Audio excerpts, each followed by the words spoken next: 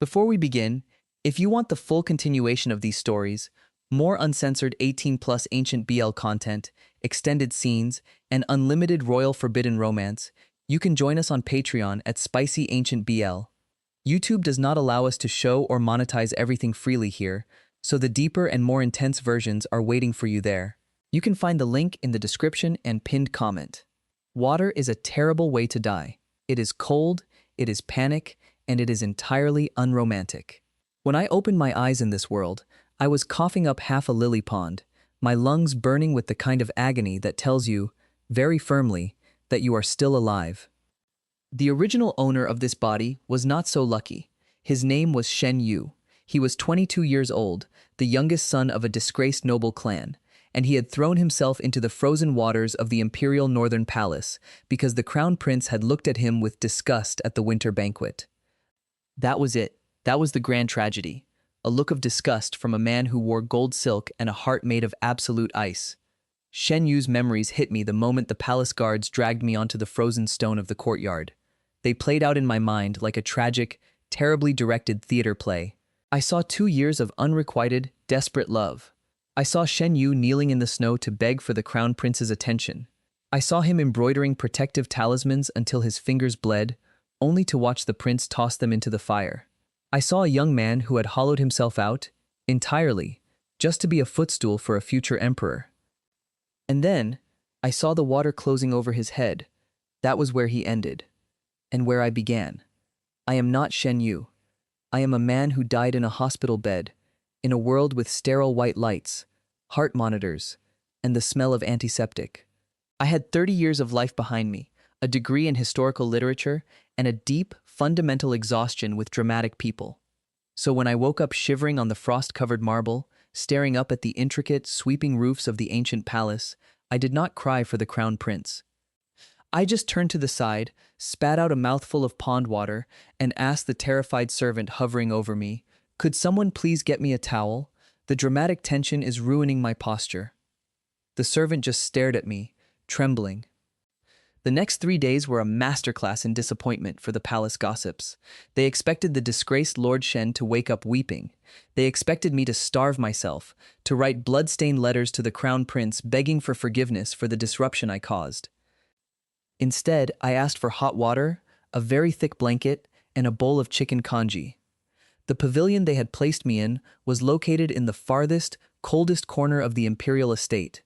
It was known as the Autumn Reflection Courtyard, which is a poetic, ancient way of saying the trash bin for forgotten political hostages. The walls were drafty, the screens were torn, and the charcoal they sent us was mostly dust. Shen Yu had spent his time here writing terrible, weeping poetry.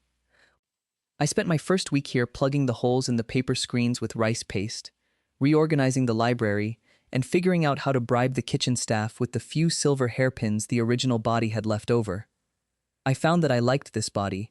It was slight, yes, a little malnourished from too much pining and not enough protein, but his hands were elegant, his hair was like heavy dark silk, and his face, well, the original had been beautiful, devastatingly so. He just ruined it by constantly wearing the expression of a kicked dog. I preferred a resting face of mild, unapologetic indifference. It took exactly 8 days for the crown prince to realize that his favorite punching bag had stopped making noise. His name was Prince Yan, the commander of the northern armies, the emperor's favored heir, and a man whose presence in a room felt like the sudden drop in air pressure before a violent storm.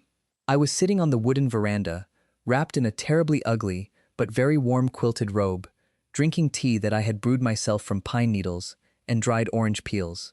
I was reading a fascinating military history text I found in the back of the pavilion. The winter sun was pale, the garden was quiet, and for the first time in 2 lifetimes, I felt entirely at peace. Then, the courtyard gates swung open. I didn't look up immediately.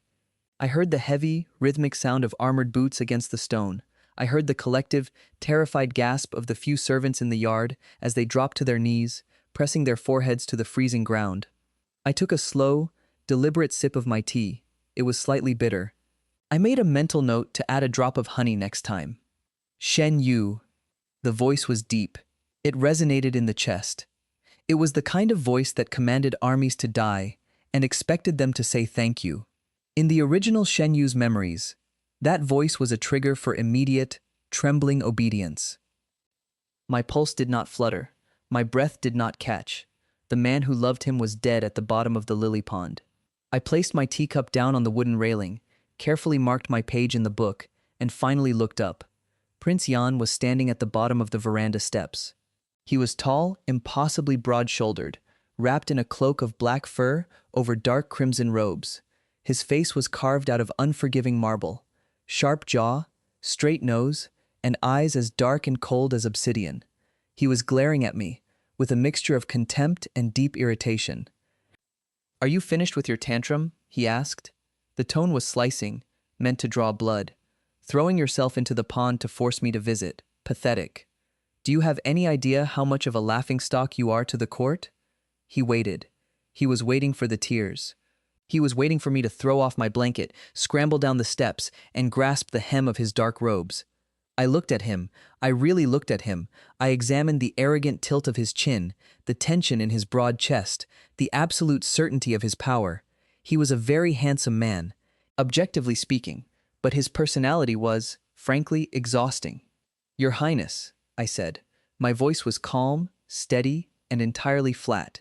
"If I wanted to force you to visit, I would have sent an invitation. Throwing myself into freezing water seems like a terribly inefficient way to organize a social call."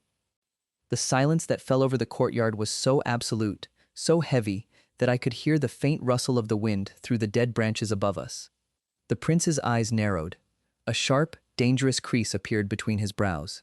He stepped up the first wooden stair. The wood creaked under his weight. "What did you say to me?" he murmured. The volume of his voice dropped, which, in ancient palace politics, usually meant someone was about to lose their head. I didn't flinch. I just pulled my quilted blanket a little tighter around my shoulders. I repeated patiently, the way one speaks to a slow child, that the pond was an accident, a slip on the ice, nothing more. "You flatter yourself, Your Highness, if you think my clumsiness was a calculated political maneuver for your attention." He stepped up another stair. He was on the veranda now. He towered over me, where I sat on the floor cushions. The sheer size of him blocked out the winter sun, casting me in his long, dark shadow. I could smell him now. Leather, cold iron, and the faint, intoxicating scent of dark sandalwood. In the past, Shen Yu would have trembled. I just sighed, shifted my weight, and looked up at him. "You are blocking my light, Your Highness." I was reading.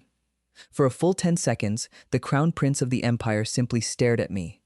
His mind, trained for warfare and complex court intrigue, was violently attempting to process the absolute lack of fear in my eyes. He looked at my face, searching for the mask, the trick, the deception. He looked for the trembling lip, the desperate longing. He found a man annoyed that his reading time was interrupted. Slowly, deliberately, Prince Yan leaned down.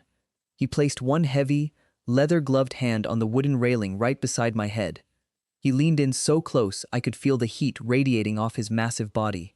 His face was mere inches from mine. His dark eyes flicked down to my mouth, then back up to my eyes. "You are playing a very dangerous game, Shen Yu," he whispered, his voice dark with warning. I didn't lean back. I held his gaze. "I'm not playing anything. I am drinking tea. Now, if you have finished your obligatory check-in to ensure your political hostage hasn't expired, the gate is right behind you." I picked up my book, opened it, and completely ignored the most powerful man in the kingdom.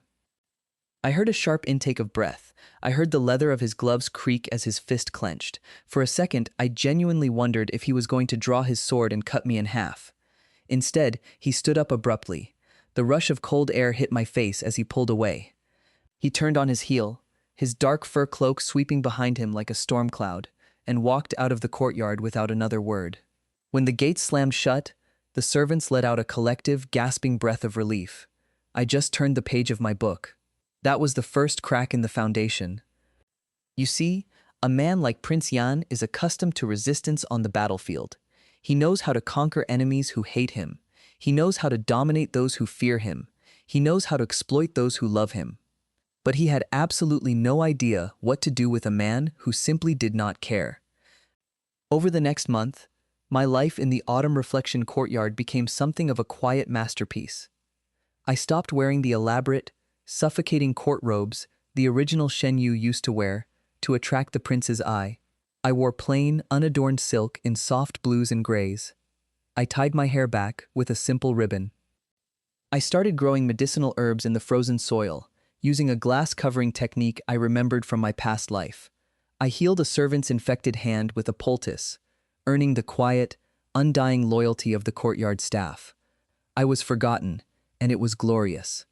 Until the gifts started arriving. It started on a Tuesday. A line of palace eunuchs marched into my ruined courtyard carrying lacquer trays.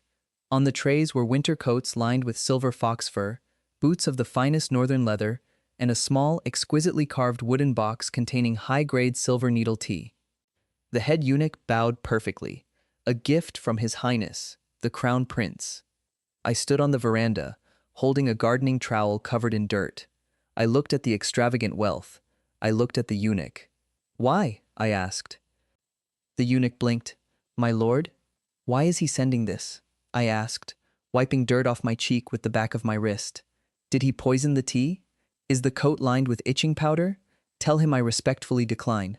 My current coat is fine." The eunuch looked like I had just asked him to swallow a live frog. "My lord, one does not decline a gift from the Crown Prince. To do so is an insult." I sighed. "Fine, leave it on the table." I didn't wear the coat. I took the silver fox fur and draped it over my reading chair to make it softer. I used the fine leather boots to prop open a broken window frame that wouldn't stay shut. I did, however, drink the tea. I'm not a martyr. Good tea is good tea. 3 days later, the prince came back. It was evening.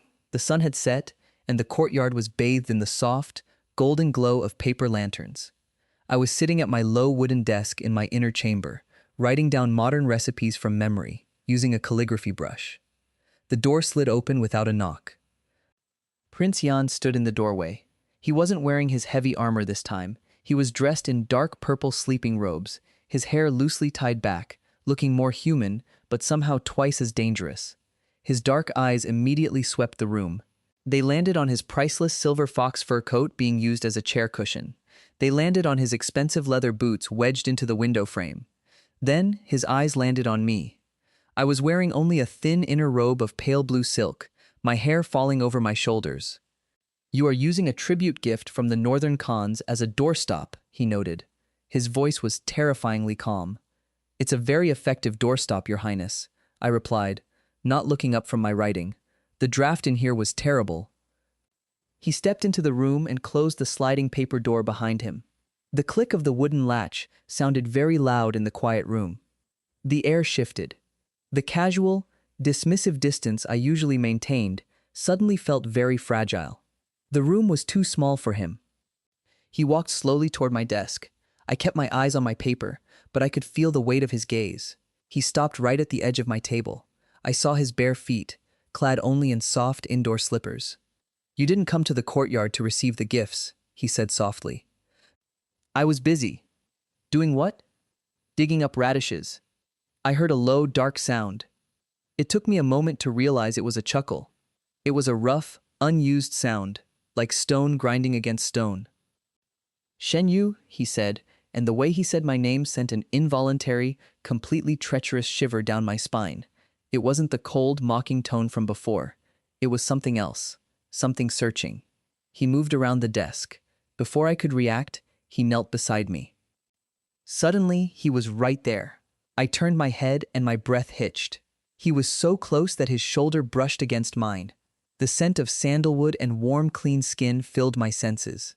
I could see the faint shadow of stubble on his jaw, the dark intensity of his eyes beneath heavy lashes.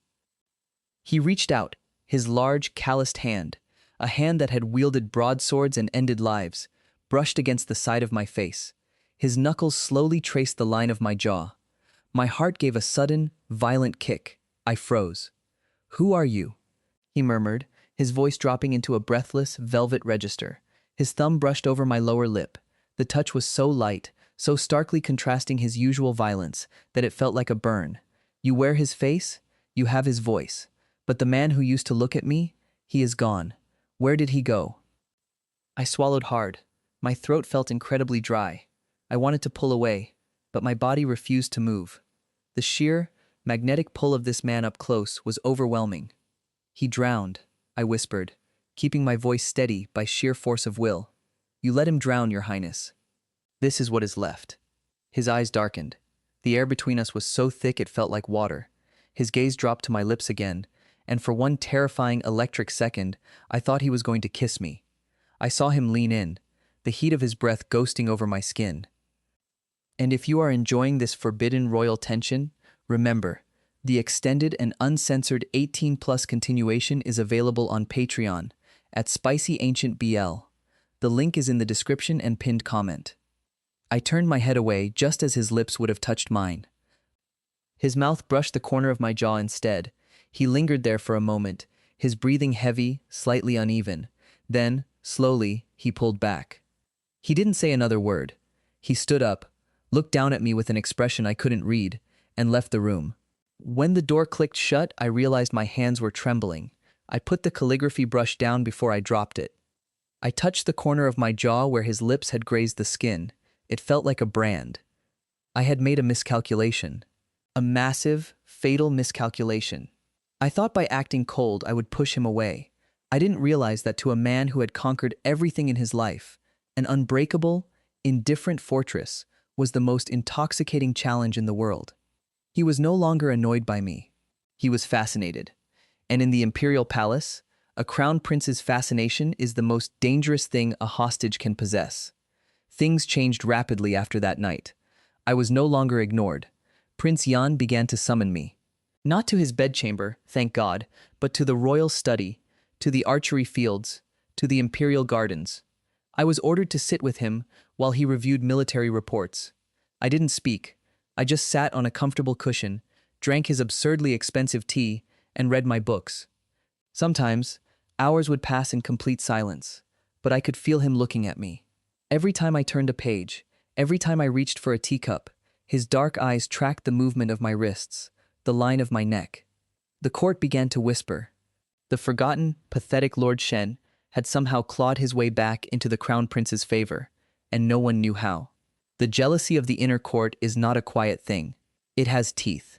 It happened during the winter solstice hunt. It was a grand affair. The entire royal court traveled to the northern hunting grounds, setting up massive, luxurious silk tents in the snow-covered forest. I was forced to attend. Prince Yan had personally sent a set of riding robes to my pavilion, deep crimson silk embroidered with silver thread. It fit me perfectly. Too perfectly. I rode a calm, gentle mare at the back of the hunting party, doing my best to remain invisible. The nobles sneered at me. The other consorts whispered behind their fans. I ignored them all, enjoying the crisp winter air and the beauty of the snow-laden pine trees. I strayed from the main path to look at a frozen stream. The woods were quiet, too quiet. I heard the snap of a twig before I saw the shadow. Instinct from my past life, a life where I had occasionally taken martial arts classes for fitness, made me kick my horse and duck. An arrow hissed through the air, slicing through the empty space where my chest had been a second before. It buried itself deeply into the trunk of a pine tree with a violent thwack. My horse reared, terrified. I fought to keep my grip on the reins, but the icy ground was slippery. The horse bolted, throwing me from the saddle. I hit the snow hard. The breath was knocked out of my lungs in a sharp, agonizing rush.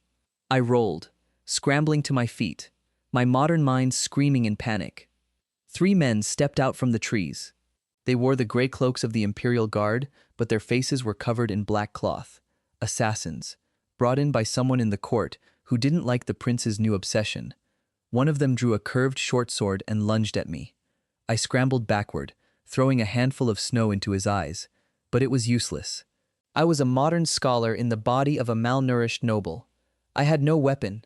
I closed my eyes, bracing for the burning tear of steel. The sound of flesh tearing echoed in the silent woods. But it wasn't my flesh. A spray of warm, dark blood hit my cheek. I opened my eyes. Prince Yan stood in front of me. He hadn't drawn his sword. He had simply intercepted the assassin's blade with his bare, gauntlet-clad arm, before driving his other hand into the assassin's throat with terrifying, lethal force. The man collapsed in the snow, dead instantly. The other 2 assassins hesitated, their eyes wide with terror, as they realized who had just arrived. Prince Yan didn't hesitate. He was a demon of war unleashed. He drew his massive black sword. In two sweeping, brutal movements, the remaining assassins were cut down. The snow turned violently red. Silence descended on the woods again, broken only by the harsh, heavy breathing of the crown prince. He turned to me. His face was splattered with blood. His eyes were wide, wild, and completely unhinged. He dropped his sword, fell to his knees in the snow beside me, and grabbed my shoulders. His massive hands were shaking, shaking. "Are you hurt?" His voice was a raw, jagged growl. "Shen Yu, look at me. Are you hurt?" His hands frantically checked my arms, my chest, my neck, searching for wounds. His touch was desperate, possessing a kind of raw, undisguised terror that I had never seen on a man's face before. "I'm fine," I gasped, my heart hammering against my ribs. "I'm fine. But you?" I looked at his left arm. The assassin's blade had cut deeply through the leather and silk, leaving a long, bleeding gash down his bicep. "It's nothing," he grunted, dismissing the wound entirely. He pulled me up, and before I could protest, his arms wrapped around me. He crushed me against his chest. He buried his face in the crook of my neck. I could feel the cold metal of his armor, the heat of his blood, and the frantic, heavy pounding of his heart against mine. He held me so tightly I could barely breathe, as if he was trying to press me into his very skin to keep me safe. "I thought I lost you," he whispered against my throat, his voice cracking. "I saw the arrow. I saw you fall. And I—" He stopped, taking a shuddering breath. "If you had died, if I had let you die today—" I stood there, frozen in the snow, surrounded by bodies, locked in the embrace of the most dangerous man in the empire. I slowly raised my hands, and tentatively rested them on his broad back. He let out a ragged sigh at the touch. That night, in the royal tent, the atmosphere was thick with unspoken tension. The imperial physician had been dismissed. I insisted on treating the prince's wound myself. The tent was heated by a massive brass brazier, casting dancing, golden shadows across the silk walls. The air smelled of burning charcoal and strong wine. Prince Yan sat on the edge of his massive fur-lined bed.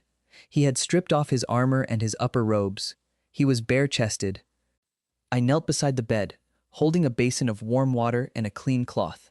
I tried to keep my eyes focused strictly on the wound on his arm, but it was immensely difficult. His body was a map of old scars, tightly corded muscle, and overwhelming, unapologetic masculinity. I carefully cleaned the dried blood from his arm. He didn't flinch. He didn't even look at the wound. He was looking at me. His gaze was heavy, physical. It felt like a physical weight pressing down on my skin. "You didn't tremble today," he said quietly, breaking the silence. "I assure you, Your Highness, I was terrified internally," I replied, applying a medicinal salve to the cut. "No," he reached out with his uninjured hand and caught my wrist. My breath caught. I froze, the cloth hovering in the air. He slowly pulled my hand away from his arm. He didn't let go of my wrist. His thumb rubbed slow, deliberate circles over my pulse point. He could undoubtedly feel how fast my heart was racing. "You didn't tremble," he repeated, his voice dropping into that dark, velvety register that made my stomach tighten. "The old Shen Yu would have fainted. He would have wept. You looked at the blade, and you analyzed your escape routes." He tugged on my wrist, pulling me closer. I was forced to lean in, my knees pressing against the edge of the bed. We were so close I could feel the heat radiating from his bare chest. "I ask you again," he murmured, his eyes locking onto mine with a burning, absolute intensity. "Who are you?" I looked into those dark, bottomless eyes. The lie was right there on my tongue, the safe, diplomatic lie, but looking at him, seeing the raw vulnerability underneath the dangerous exterior, the lie tasted like ash. "The man who loved you is dead," I whispered, my voice barely audible over the crackling of the brazier. "He died in the cold water. He died crying your name. He is gone." Prince Yan's jaw tightened. A flash of profound, unbearable guilt crossed his eyes. He knew. Deep down, I think he had known for weeks. "And you?" he asked, his voice rough. "I am just a ghost," I said, trying to pull my wrist away. "A stranger wearing his face. I don't belong here, and I do not belong to you." His grip on my wrist tightened. Not enough to hurt, but enough to make it absolutely clear that I was not allowed to leave. No, he said fiercely. He reached up with his other hand, burying his fingers deep into the hair at the back of my neck. A shiver tore through my entire body at the sudden, possessive contact. He pulled me forward, forcing me to look directly up at him. I don't care about ghosts, he rasped, his breathing turning heavy, his eyes dropping to my lips. I don't care if you are a spirit, a demon, or a stranger from another world. I don't care.